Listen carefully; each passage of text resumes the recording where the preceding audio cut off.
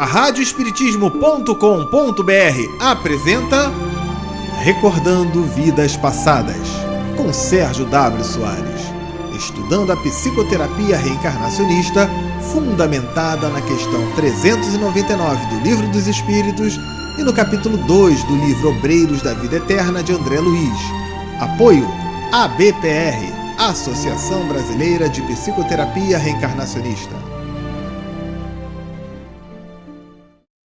Boa noite a você aí que está nos ouvindo pela radioespiritismo.com.br. Meu nome é Sérgio W. Soares e estamos dando início ao programa Recordando Vidas Passadas. Bom, este vai ser considerado o programa número 1. Embora alguns amigos já tenham escutado o nosso programa através de outros lugares, de outras rádios, tá? Nós entendemos que, uma vez que estamos nessa nova casa, que é a radioespiritismo.com.br, estamos então reiniciando a série. Vamos falar sobre a psicoterapia reencarnacionista desde o primeiro passo, desde o primeiro programa. Ou seja, aquela pessoa que queira então ter essa noção vai ter todas as chances, todas as oportunidades para conhecer a psicoterapia reencarnacionista, que é fundamentada na doutrina espírita. Mas Sérgio, psicoterapia reencarnacionista, mas que nomezinho difícil, hein? O que seria isso? O que você pode explicar sobre isso? Bom, vamos lá. A psicoterapia, ela funciona, tá, como o trabalho que a gente tem com qualquer psicoterapeuta, qual a palavra reencarnacionista nos leva a um trabalho, um desenvolvimento em que consideramos a reencarnação como um fator fundamental em nossas vidas. Ah, Sérgio, você está falando em reencarnação, mas é claro que a gente reencarna. Eu sou espírita. Se eu estou ouvindo a radioespiritismo.com.br é porque eu acredito em reencarnação. Tudo bem. Ou pelo menos eu estou disposto a acreditar em reencarnação. Opa, já é um passo aí. Tudo bem. Porque a gente coloca aqui que nós somos reencarnacionistas. Ou seja, acreditamos e temos muitas provas, muitas lições, muitos estudos que nos demonstram que reencarnamos. Nascemos, crescemos, desencarnamos, vamos para o plano espiritual, depois a gente nasce novamente e assim vai. Então a gente acredita em reencarnação, ok. Mas quantas são as pessoas que pensam, que sentem e que agem com a consideração da reencarnação? Esse é um grande ponto. Nós não pensamos e não sentimos e nem agimos como reencarnacionistas. Sérgio, como assim? Ué, você quer tudo para hoje, tudo para agora. Quantas são as pessoas que levam em conta a reencarnação? Quer um exemplo? As pessoas que propõem eutanásia. Elas não levam em conta a reencarnação. Ah, mas Sérgio, mas ele está sofrendo tanto, está ali, virou um vegetal. Um vegetal aos olhos de uma pessoa que não leva em conta a reencarnação. Mas não, Sérgio, não colou muito não. Não colou muito não? Então vamos contar uma historinha aqui do Chico Xavier. O Chico Xavier, quando estava encarnado, né? Ele visitava uma família, uma mãe, num casebrezinho, mas era uma casinha lá no meio do nada. tá? E ele ia para lá levar uma comidinha, levar um saco de feijão para poder ajudar. E o Chico, ele era muito assediado, né, muito acompanhado pelas pessoas encarnadas que iam, os amigos, né, que iam com ele aonde quer que ele fosse. Era muito comum isso, tá? Chegando nesse casebre, ele viu que essa mãe, essa senhora, tinha um filho que era quase um vegetal. Não tinha os braços, não tinha perna, não conseguia se comunicar. Ele só conseguia ficar na cama. E já acontecia isso por anos e anos e anos. E essa mãe, ela precisava de ajuda, né? Enfim, imagina, criar um filho nessa situação, sem ter um tostão no bolso, né? O trabalho que era para tudo isso. E aí, uma das pessoas que estava acompanhando o Chico virou para ele e falou assim: Chico, num caso desse, não seria válido a eutanásia? Ele não fala, ele não se comunica, ele está nesse sofrimento, ele está passando por esse sofrimento aí que não vai produzir nada, não vai fazer nada, não vai desenvolver nada na vida. Talvez nesse caso a eutanásia fosse interessante. Aí o Chico chegou, parou por alguns minutos, né, por alguns segundos, virou-se para aquela pessoa e aí ele falou o seguinte: olha, o Emmanuel, o mentor espiritual do Chico Xavier, né? Ele está nos dizendo que esse irmãozinho que está nessa cama, nessa situação, ele pediu, ele implorou ao plano espiritual para estar justamente nessa situação. O pessoal ficou, né? Ué, mas como assim? Quem é que vai ser louco de pedir para ficar nessa situação sem braço, sem perna, sem conseguir falar, sem conseguir... Pois é, ele está assim porque esse espírito, ele foi um espírito que se suicidou em várias vidas passadas. E ele reencarnava com um grande objetivo, que era o de resistir à vontade do suicídio.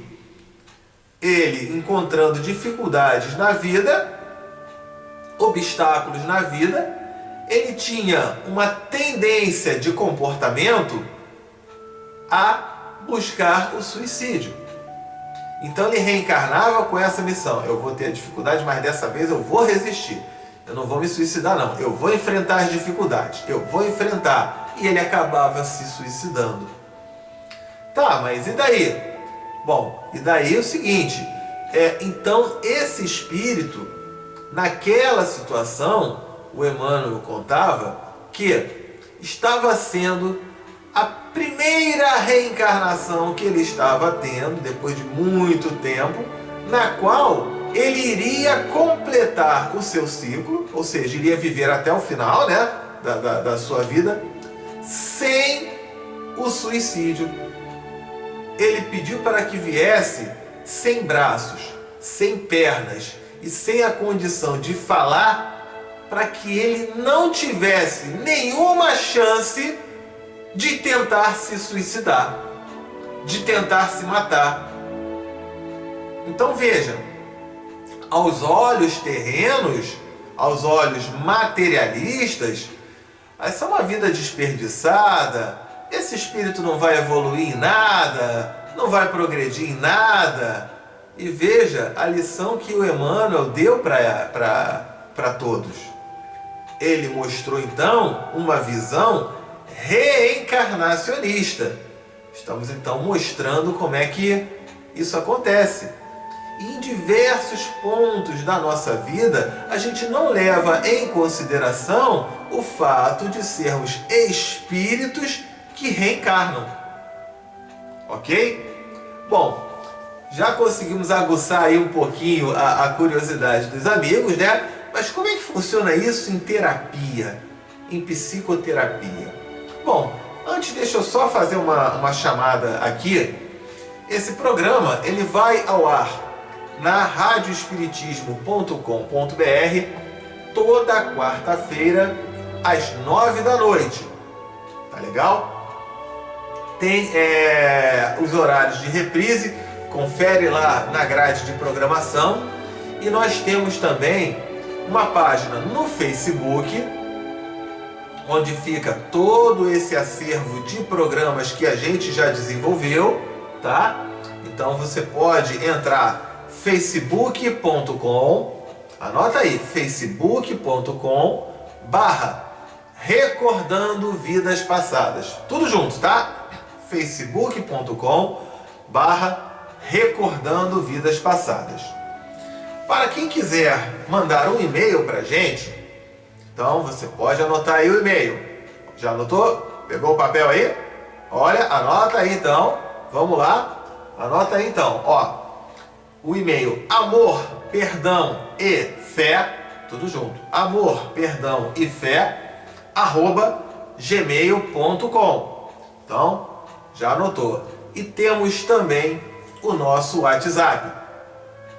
O nosso WhatsApp a gente está à disposição para tirar dúvidas, enfim, qualquer um que queira tirar alguma dúvida sobre a psicoterapia reencarnacionista ou também sobre outros assuntos, outros temas, quiser conversar, desabafar, ser ouvido por alguém, pode adicionar o nosso WhatsApp. Qual é o nosso WhatsApp? Para quem está fora do Brasil, precisa colocar o 55, que é o código brasileiro.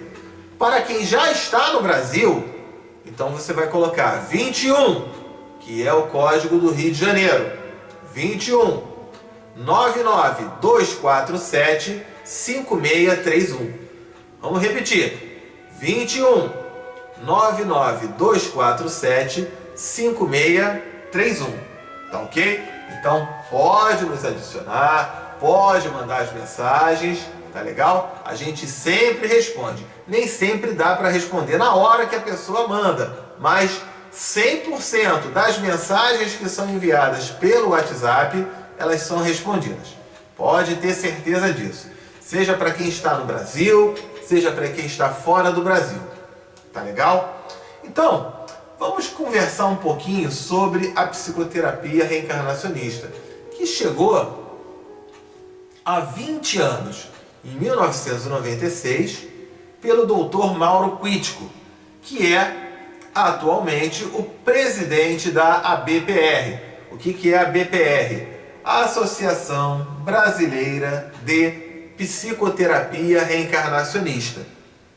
Então o site é www.portalabpr.org.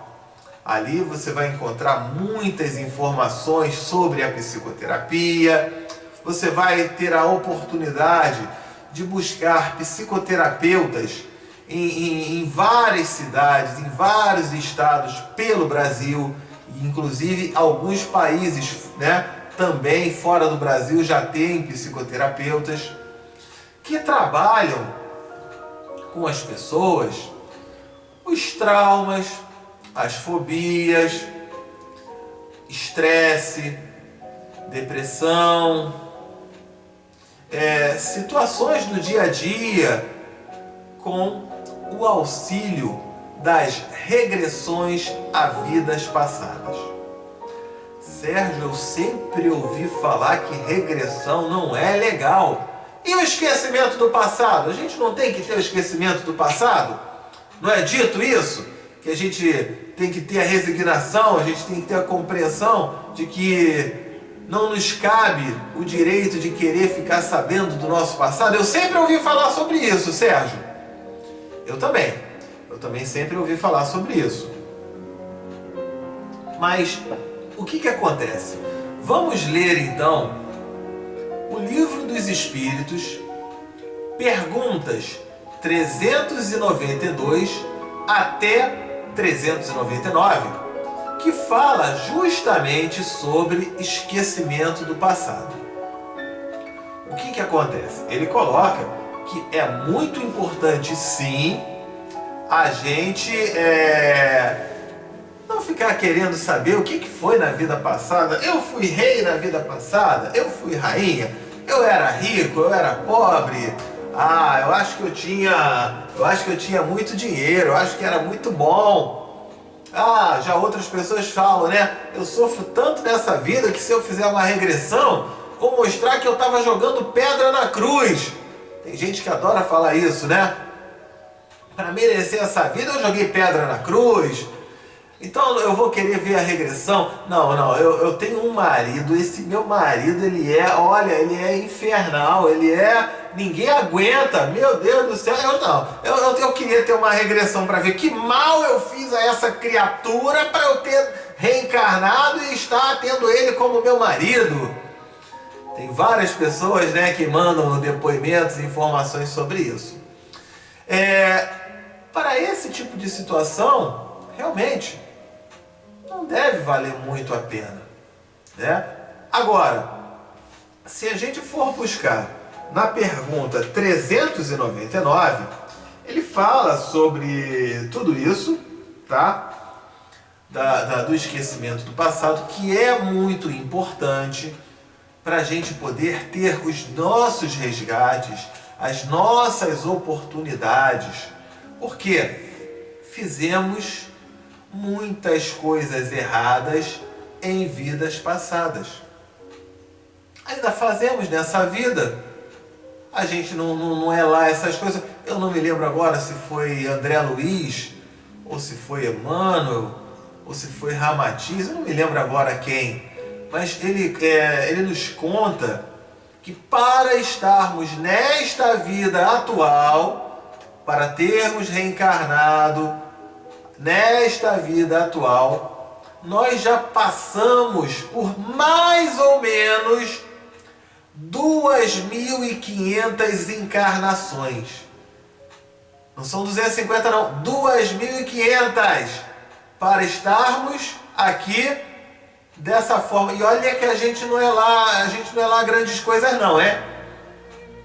Olha que não somos grandes coisas. Então, 2.500 encarnações para evoluirmos ao ponto que estamos agora. E a gente ainda tem, muito que evoluir, muito que crescer, né? Então, são várias as encarnações.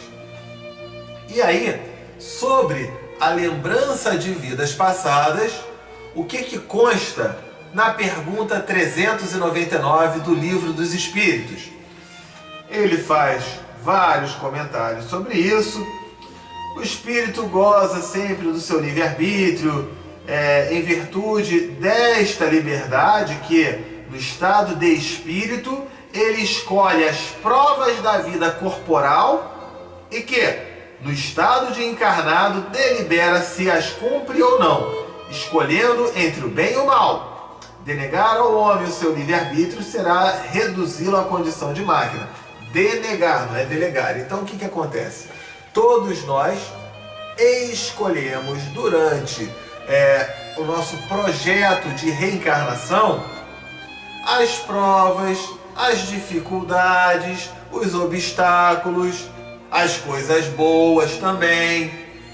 Espíritos, amigos que vão reencarnar e vão se encontrar conosco nesta vida para que possamos ajudar uns aos outros, assim como espíritos inimigos que vão reencarnar e nos encontrar nessa vida para a gente conseguir trabalhar um processo de paz, de desenvolver bons sentimentos. E veja, quando a gente desenvolve aqui na Terra, eu não me lembro o que aquele sujeito fez comigo em outras vidas. Ele também não se lembra o que eu fiz. Então fica mais fácil para a gente trabalhar isso. Ah, Sérgio, mas isso a gente pode fazer aqui também? Então tá, vocês querem um exemplo? Um presidiário foi preso, cometeu um crime, alguma coisa assim. E vamos partir do princípio que aquele espírito se regenerou, se arrependeu verdadeiramente, tá? E então ele sai da penitenciária e fala: eu vou querer agora uma nova vida, uma nova oportunidade, eu quero ser uma nova pessoa. E na hora que ele vai buscar um emprego, o pessoal vai olhar na ficha dele e vai ver: esse cara cometeu um crime, cometeu um assassinato, cometeu alguma coisa errada.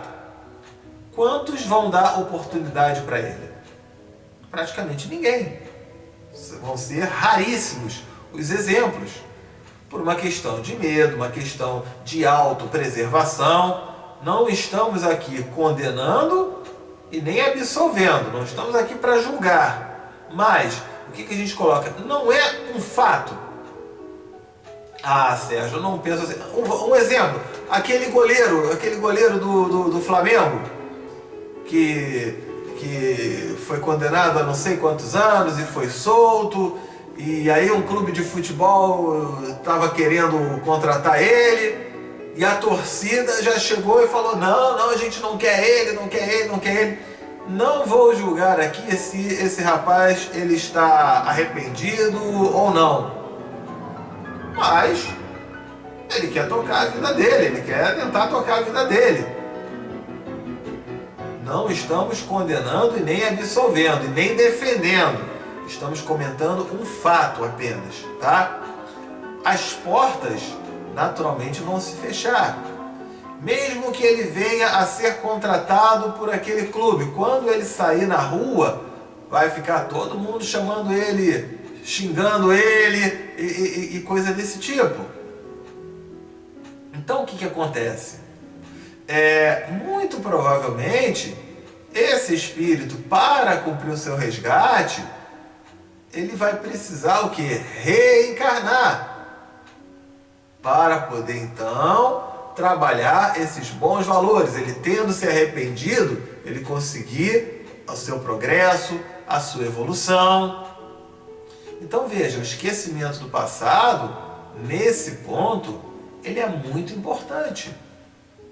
Ele voltar numa outra vida, numa outra, entre aspas, casca, um outro corpo, para ele começar, entre aspas, no 0 a 0.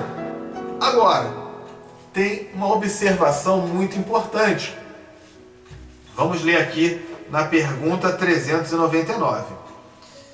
Entrando na vida corporal, o espírito perde momentaneamente a lembrança de suas existências anteriores, como se um véu as ocultasse.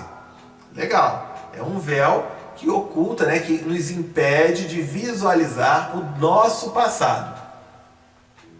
Todavia, ele tem algumas vezes uma vaga consciência, e elas podem mesmo lhe serem reveladas em certas circunstâncias. Então, lembranças de vidas passadas podem ser reveladas em certas circunstâncias, em certas situações. Continuando. Mas é apenas pela vontade de espíritos superiores que o fazem espontaneamente com um fim útil e jamais para satisfazer uma vã curiosidade. Então veja o que é colocado na pergunta 399 do Livro dos Espíritos. O que ele diz? Então pode ter a regressão, a lembrança de vidas passadas. Mas Sérgio, você está cometendo um equívoco. Pode ter a regressão, mas você falou a palavra espontaneamente. E pelo que eu sei, a regressão ela não é espontaneamente. Vem um terapeuta lá que vai hipnotizar o sujeito e vai... Aí é que entra o grande diferencial da psicoterapia reencarnacionista. A regressão na psicoterapia reencarnacionista, ela não é através de hipnose. Ah, Sérgio, você falou também espíritos superiores, está escrito lá. Exatamente. Como funciona a regressão na psicoterapia reencarnacionista. A pessoa vai deitar ali na maca, vai ter um relaxamento, vai ser colocado uma musiquinha, um relaxamento, tá ok? E não é o terapeuta que vai conduzir a regressão. Ah, meu Deus do céu, como é que funciona isso? O terapeuta, ele vai fazer um papel de auxiliar. E quem conduz a regressão é o mentor espiritual daquela pessoa, o anjo da guarda daquela pessoa. Então, o que vai acontecer na hora de uma regressão? Não faço a menor ideia. O que vai ser mostrado numa regressão? Não faço a menor ideia. Sérgio, como é que você, na condição de terapeuta, diz que não faz a menor ideia? Porque não é conduzido por mim, é espontaneamente pelo mentor espiritual daquela pessoa. Se aquele mentor não tiver nada para mostrar, ele não vai dizer nada, não vai mostrar nada, a pessoa não vai regredir, não vai ter a lembrança das vidas passadas. Agora, aquilo que for importante para aquela pessoa, o mentor vai mostrar. Ou seja, por isso que não é conduzido pelo terapeuta. Senão o terapeuta ele pode cometer vários equívocos. Ele pode querer trabalhar uma lembrança que não vai ser boa para aquela pessoa. Já quando é o mentor, não é um espírito superior, o anjo da guarda não é um espírito superior, ele só vai abrir esse véu do esquecimento para fatos, para situações importantes no processo de evolução e de progresso daquela pessoa que está ali. Deu para perceber? Muitas pessoas já devem ter visto um filme chamado Minha Vida na Outra Vida, com aquela atriz Jane Seymour, do filme Em Algum Lugar no Passado, tá? Se você não tiver assistido, coloca, depois entra no YouTube e digita lá Minha Vida na Outra Vida completo. Você vai encontrar o filme completo disponível no YouTube em português, que conta a história de uma moça americana chamada Jane, acho que é Jane Cocker, se não me engano, esqueci o nome dela. A musiquinha, inclusive, é a música de abertura do nosso programa, a trilha sonora daquele filme, que ela, nos Estados Unidos, ela começou a ter lembranças, aliás, desde pequena, ela tinha lembranças de uma vida na Irlanda, uma vida na Irlanda. E eram lembranças muito fortes, eram lembranças que às vezes até apavorava ela, porque ela se via mãe de várias crianças com um marido que era agressivo, era alcoólatra, batia nela, e várias coisas aconteciam nesta vida da Irlanda, tá? E ela desenhava, e ela desenhando o mapa da Irlanda. Ah, Sérgio, mas qualquer um pode desenhar um mapa, é só olhar na internet e procurar. Aí que tá, não tinha internet naquela época. Isso foi lá para os anos 70, 80, se não me engano, dessa lembrança que ela tinha desde pequena.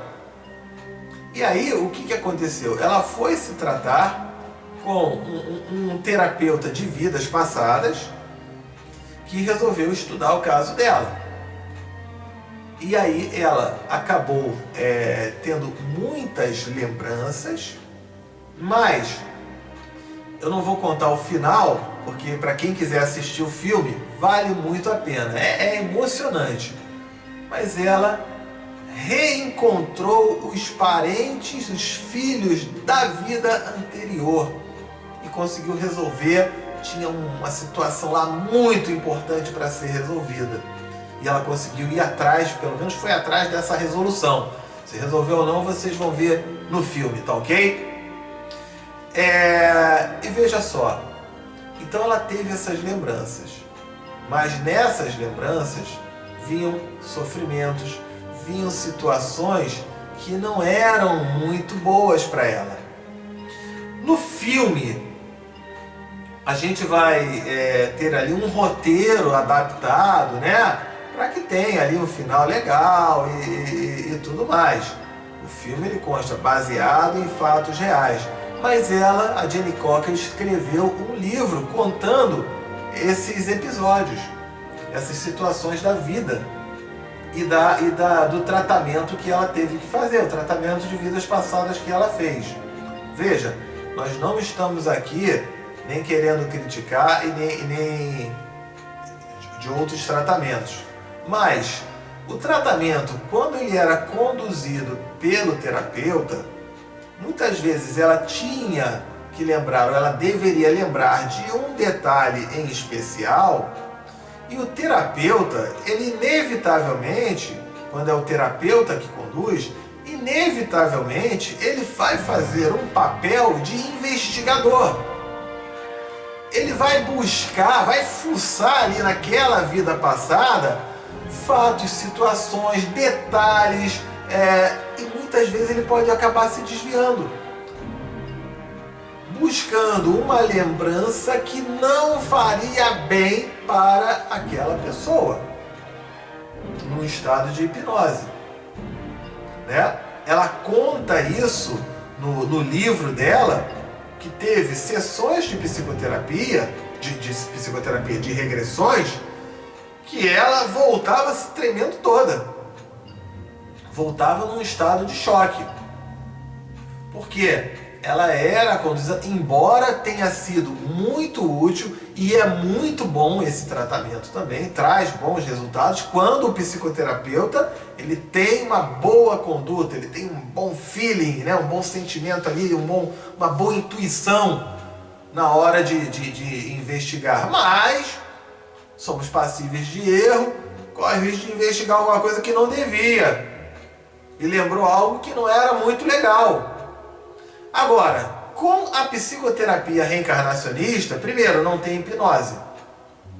Segundo, é o mentor que vai mostrar. O mentor vai mostrar aquilo que aquela pessoa precisa saber.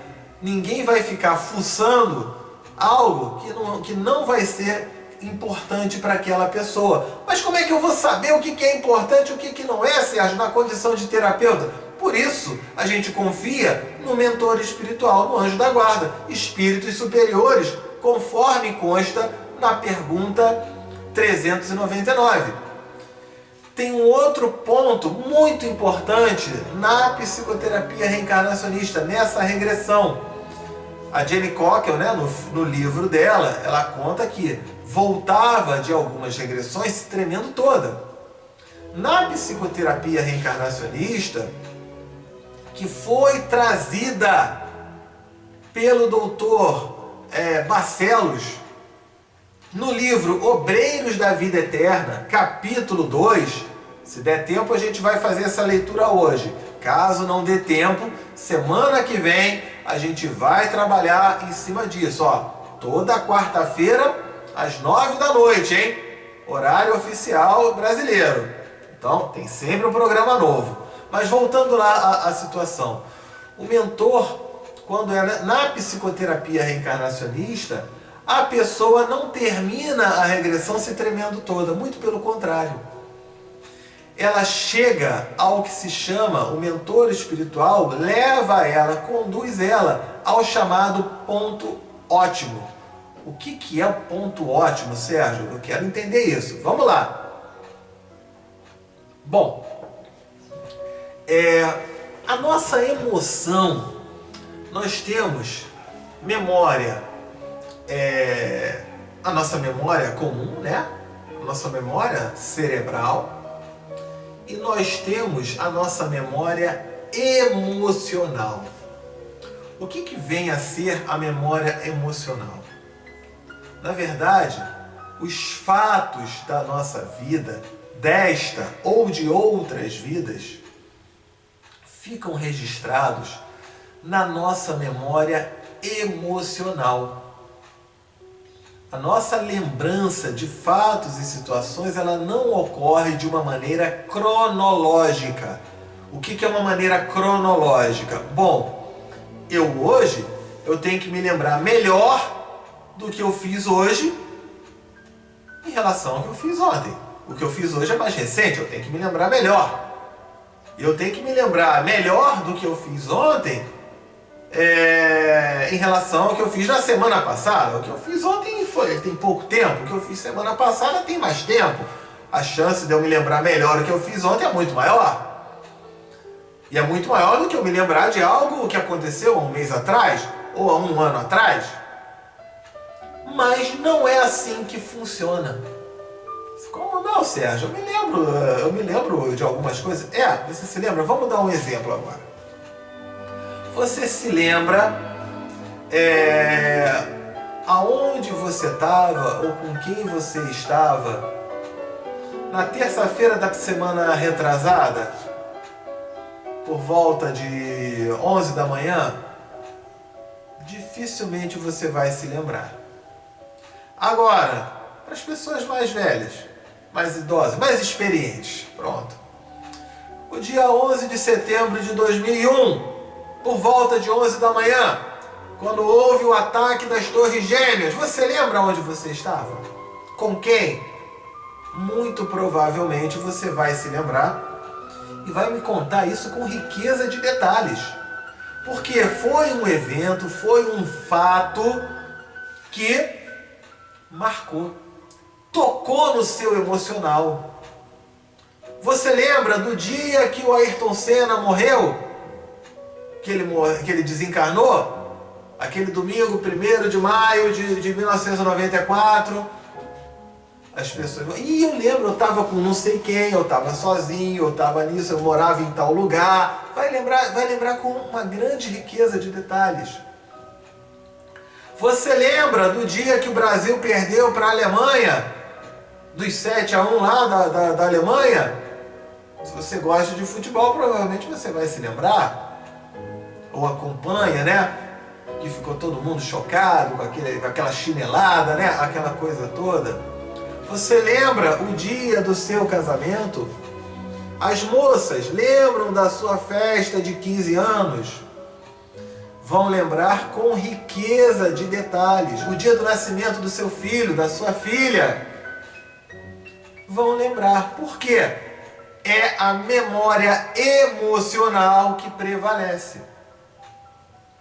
É por isso, inclusive, que pessoas com maior idade não lembram nem o que comeram no café da manhã, mas contam para você com uma riqueza de detalhes enorme fatos que aconteceram em 1940, em 1950, 1960. E foi assim, e repetem aquela história, porque aquilo tocou ela no emocional. Então, é um ponto importante aí pra gente colocar.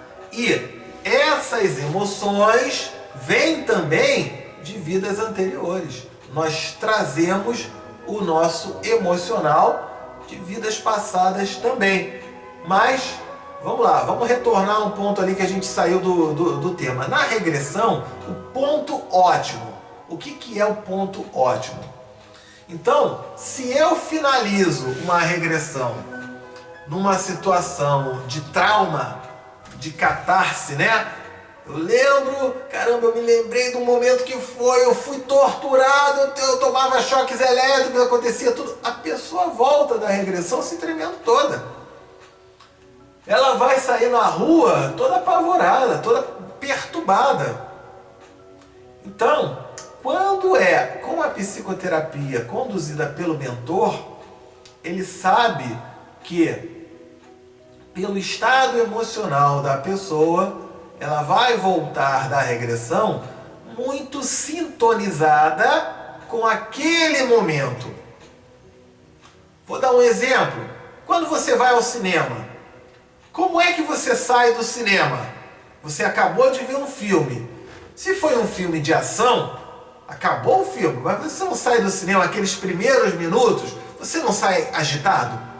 Quando é um filme romântico, o casal ali terminou, se beijar, ai, que coisa linda, meu Deus, que coisa linda, linda, linda. Você sai emocionado, emocionada, né, o seu estado emocional naqueles primeiros minutos depois do filme, ele é muito em função de como terminou aquela história.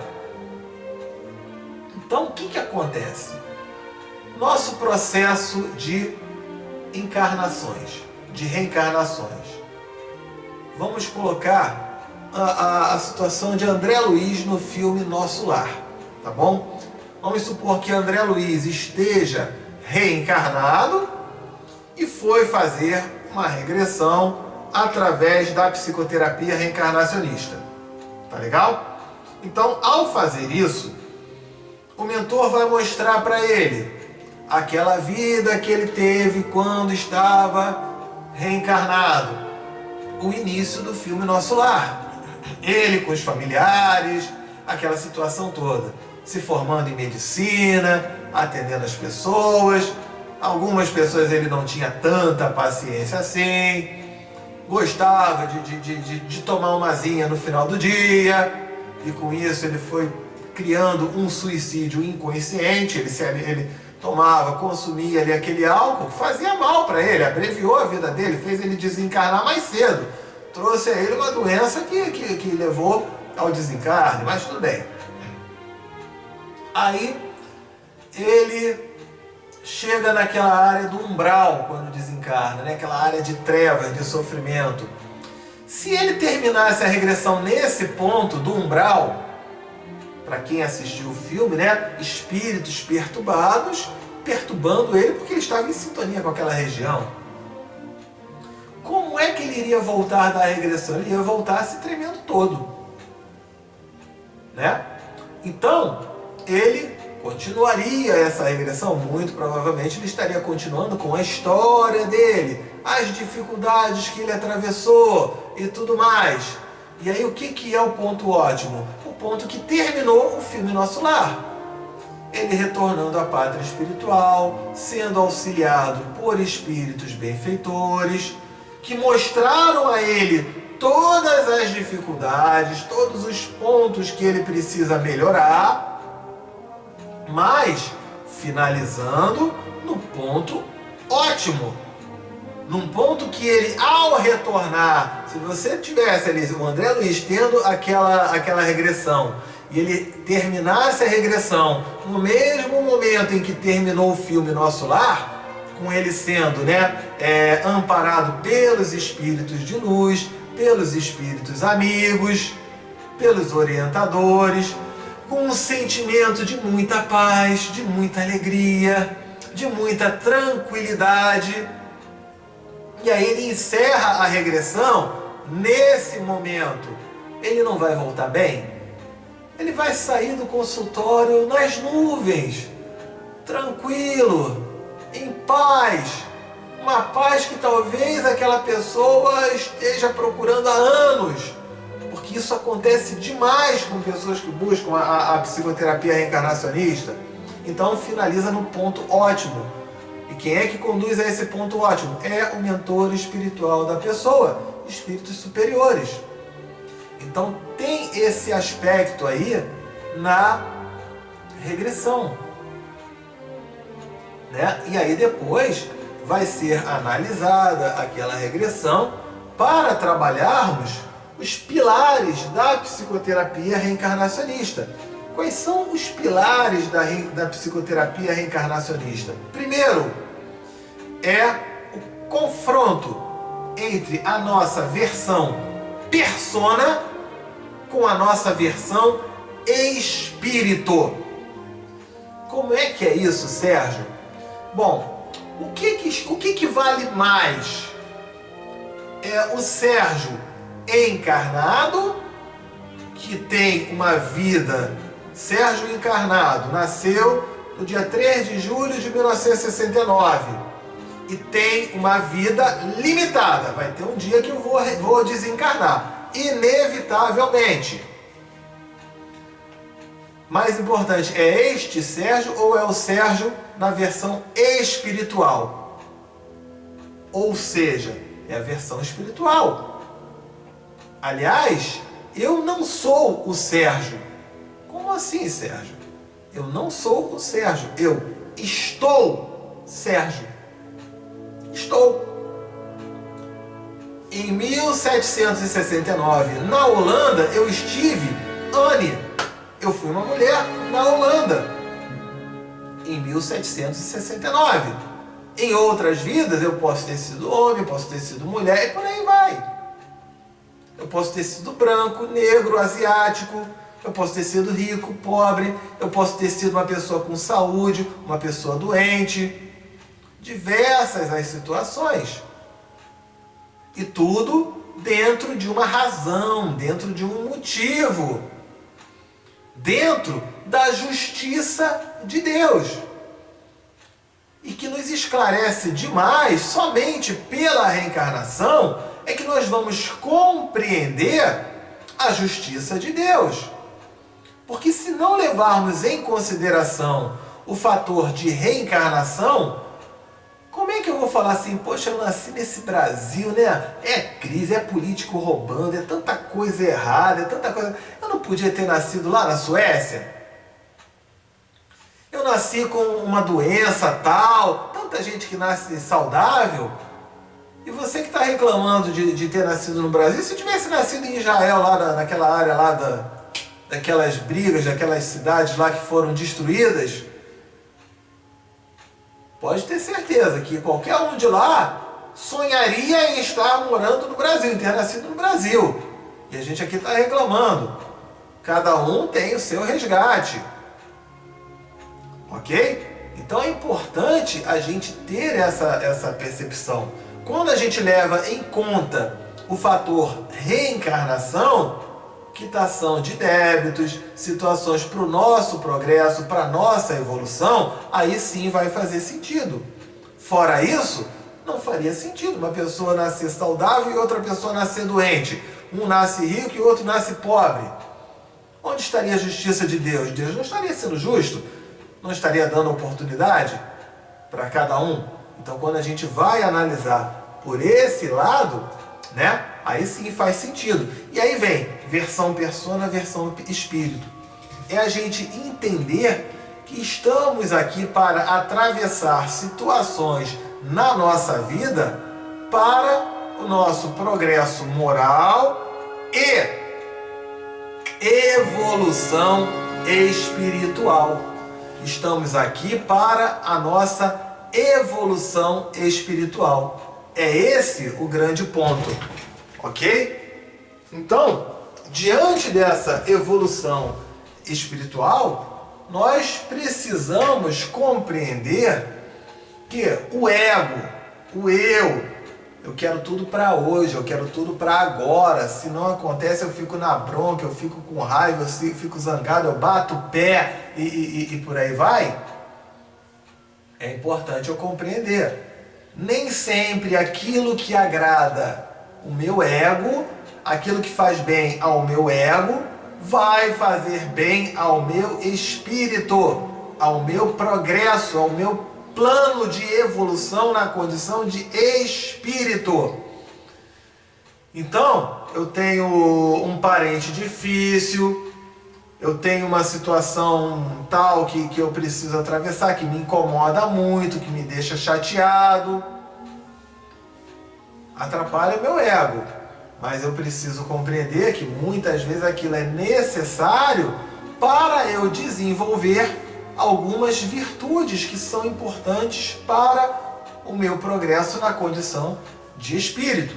A psicoterapia reencarnacionista trata isso, mostra isso.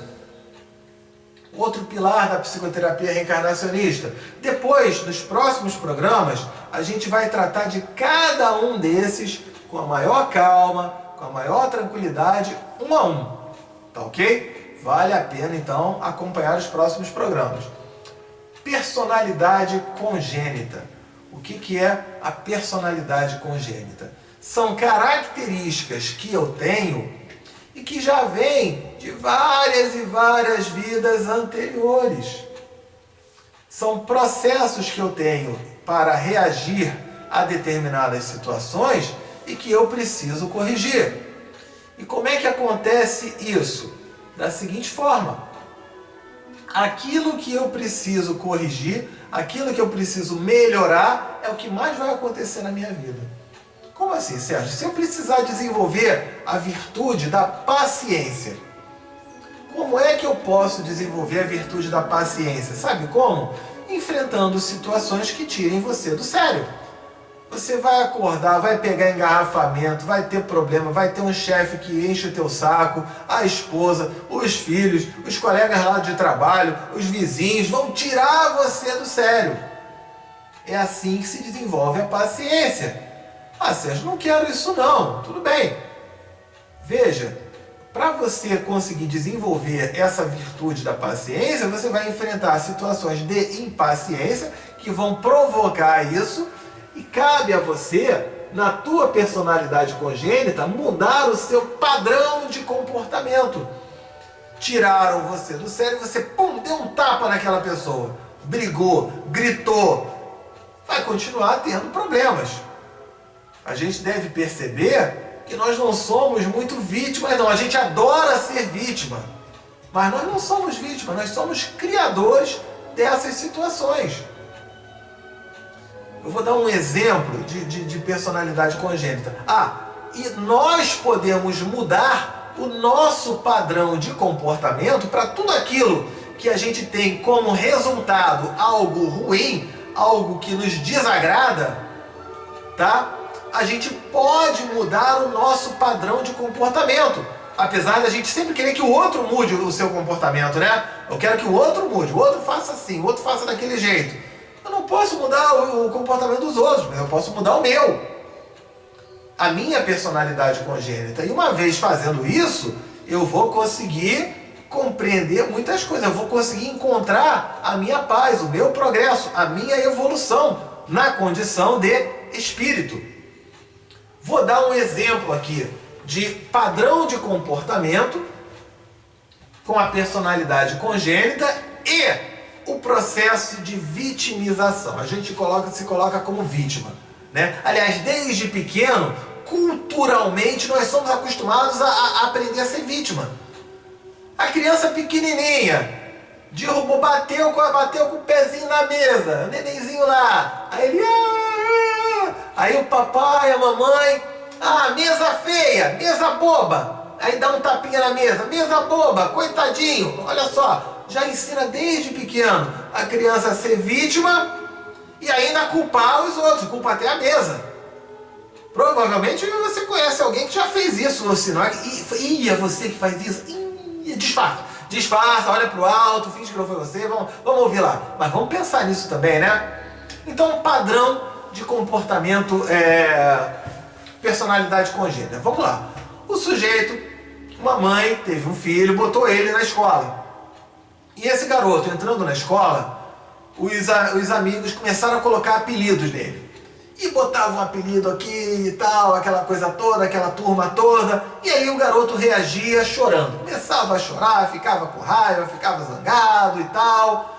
E aí voltava para casa. Mãe, estão botando apelido em mim, estão me chamando disso, daquilo, tal. A mãe ficou uma fera, foi na escola, reclamou. E reclamou de novo e não deu jeito. Colocava um apelido lá. E aí a mãe mudou aquele garoto de escola. Chegando na outra escola. Gente, o que aconteceu? Os outros colegas daquela nova escola também colocaram um outro apelido naquela criança. E aí ele começou a chorar e ficar com raiva e tudo mais. E a mãe voltou lá então para a direção daquela escola, reclamou. Isso, os professores deveriam ter uma atitude, e não tem, não é possível que o professor deixe que coloque apelido no meu filho e tal. Não teve nada como mudar. E aí, a mãe foi então, viu que não ia dar jeito, botou ele numa terceira escola. Foi nessa terceira escola, o que aconteceu? Colocaram apelido nele de novo, já era um outro apelido. E o garoto chorava, ficava com raiva, batia o pé e tal. A mãe voltou lá nessa escola, né? E falou, essas crianças são muito mal educadas, isso é bullying que fica perturbando e tal. E tirou ele dessa terceira escola, matriculou numa quarta escola. Adivinha o que aconteceu nessa quarta escola? Caramba, hein? Botaram o apelido nele de novo. E ele reclamou e tal. Aí a mãe voltou lá e reclamou que o problema era a direção da escola, que não tinha uma postura firme e tal. Tirou ele, foi ele para a 5ª escola. Ai, caramba, já está acabando o horário aqui do nosso programa, né? Vamos terminar na 5ª escola. Chegou nessa 5ª escola e o que é que fizeram? Colocaram o apelido de novo. Mas aí, esse garoto já pensou assim, que coisa mais chata. Eu vou chegar em casa, vou reclamar com a minha mãe vem pra cá e vai reclamar, não vai adiantar nada, vai me botar no outro, vai ser isso a vida toda. Quer saber de uma coisa? Eles estão botando apelido em mim, Eu não vou nem me esquentar com esses apelidos, deixa botar o apelido, eu não tô mais com saco, com paciência, pra ficar pulando de escola em escola a vida toda. Vamos botar apelido? Deixa eu colocar. Eu não vou nem me esquentar com esse apelido não. Pronto. Botou apelido? Tá bom. Deixa pra lá. E aí, o que acontece quando colocam um apelido em você e você não liga pro apelido? O apelido pega? Não pega. E não ligou, a pessoa para de chamar ele por aquele apelido. Isso é personalidade congênita e mudança de padrão de comportamento. Durante as 4 primeiras escolas, aquele garoto se colocava na condição de vítima. É todo mundo que tem que mudar, é todo mundo que está errado, eu não sou nada, eu sou vítima daquilo, eu não fiz nada, eu estou quieto no meu canto. Mas ele não percebe dentro desse processo que ele é um elemento fundamental nesse processo. Bastou ele perceber, eu vou mudar o meu padrão de comportamento e ele vai colher um resultado diferente. E isso, para vários pontos da nossa vida, a gente tem essa personalidade congênita que consta no livro Obreiros da Vida Eterna, que semana que vem a gente vai falar sobre isso. Ok? Além disso, ele coloca como pilares a ilusão dos rótulos das cascas. É a gente perceber que, aquilo que a gente comentou ainda agora, eu não sou Sérgio, eu estou Sérgio. Sérgio brasileiro, sexo masculino, mas eu posso, numa outra vida, estar Maria, sexo feminino, na África. Eu posso estar Xing Juan Nakajima, homem do Japão. Eu posso estar em várias situações. Quando a gente tiver um pensamento reencarnacionista, a gente vai compreender que não vale a pena ter brigas ou preconceitos, porque a gente pode reencarnar naquela mesma situação. E para finalizar, um outro pilar, a finalidade e o real aproveitamento da encarnação. A gente vem com um propósito, vem com um objetivo. E estamos aqui para buscar esse objetivo, esse progresso, essa evolução na condição de espírito. Ok? Bom, o nosso tempo está terminando por hoje. Vamos colocar aqui de novo o nosso WhatsApp. Quem quiser pode adicionar, tá? A gente sempre atende. 21, código do Rio de Janeiro, 992475631. Repetindo, 21 992475631. Tá legal? Muito obrigado aí pela audiência, tá? Encontro marcado na semana que vem. Tchau, tchau!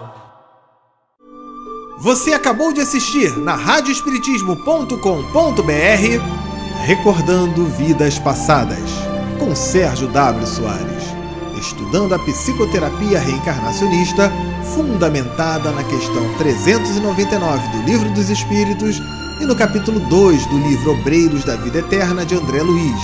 Apoio ABPR, Associação Brasileira de Psicoterapia Reencarnacionista.